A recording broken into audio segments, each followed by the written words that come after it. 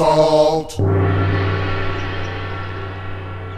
Hi, my name is Mort Satin, and I'm the Salt Guru. I'm also the Technical Director of the Salt Institute in Alexandria, Virginia. We're here to talk about salt, one of the most common food ingredients that we consume every day of our lives. You hear a great deal about salt these days, and much of it is confusing and sometimes misleading. So we're here to demystify salt and to try and get rid of all the misinformation that's out there. During this series, we will explore a great many aspects of salt: how it is produced, how it is used, salt's role in nutrition, and its impact upon health. We'll even discuss salt and the environment. This is episode 1 in the Salt Guru series, and because we read so much about it and see television chefs using it and large food companies incorporating it into their recipes, the first episode will be devoted to sea salt. Well, what is sea salt? In fact, there's no official definition for sea salt. Don't forget that all salts, regardless of where they're obtained from, originally derived from the sea. The rock salt that we mine comes from ancient seas that dried up and left deep underground deposits in past geological ages.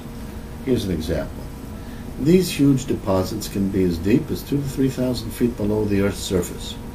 But because they're so large, it's practical for us to send miners down to retrieve the salt for our use.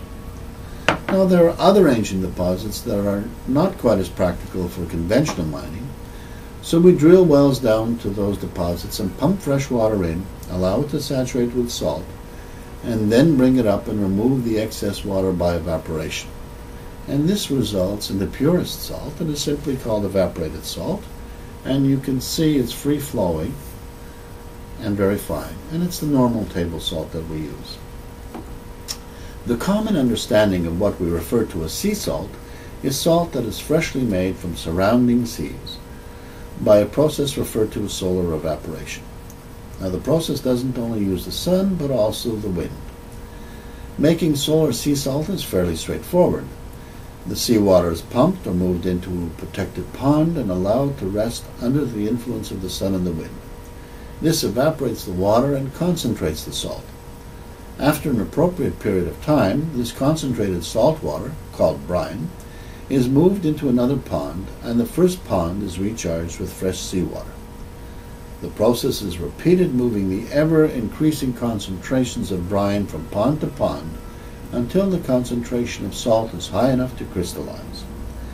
In the final pond, where crystallization occurs, the salt is harvested. And here's an example, a nice example of sea salt. Because there are variations in the way sea salt is produced around the world, it can vary considerably from one location to another. Even within the same location, it may differ from producer to producer. And as a result, sea salt is not a standardized product and can vary in its sodium chloride content from 60 to 99%. Sodium chloride is the molecule in all salt that's responsible for its typical taste. The higher the sodium chloride content of sea salt, the more typical salt taste it will have. Other impurities in the sea salt come from the sea and the surface that the salt is harvested from. These are generally other minerals typically found in the sea and in sea muds. Now, there's a great deal of talk regarding the nutritional value of these other minerals, but there really are no reliable clinical studies published to support their supposed benefit. In fact, there's one problem associated with sea salt. Many people are misled to believe that sea salt contains sufficient iodine to replace the iodine found in iodized salt. And without any exception, this is not the case. Now, iodine is critical for cognitive development in children, and parents must understand that sea salt does not provide sufficient iodine for this purpose. Now, sea salts come in a great variety of forms, as can be seen from this lovely demonstration kit my daughter Carrie bought for me. It's produced by Chef Stefan from Nova Scotia, Canada.